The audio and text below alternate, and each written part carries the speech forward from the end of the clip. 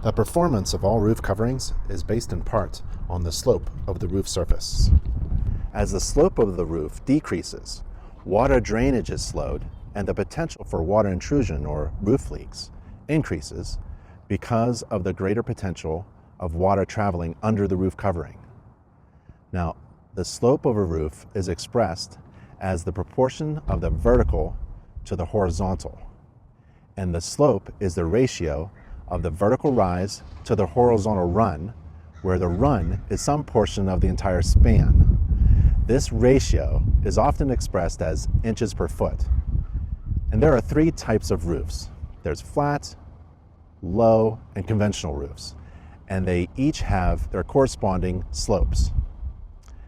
A roof that rises 4 inches for every 1 foot or 12 inches of run is said to have a 4 in 12 slope. If the rise is 6 inches for every 12 inches of run, then the roof slope is 6 in 12.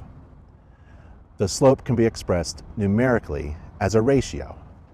The slope ratio represents a certain amount of vertical rise for every 12 inches of horizontal run. For example, a 4 in 12 slope can be expressed as the ratio of 4/12. A 6 in 12 slope is expressed as 6/12. The slope is expressed as a ratio and in inches per foot. Now, why is all this slope information important to home inspectors? Well, the slope of a roof affects the surface drainage of water and can determine the type of roof covering materials that should be installed on a roof that you may be inspecting. The slope of a roof affects its ability to shed water and determines the limits for using asphalt shingles.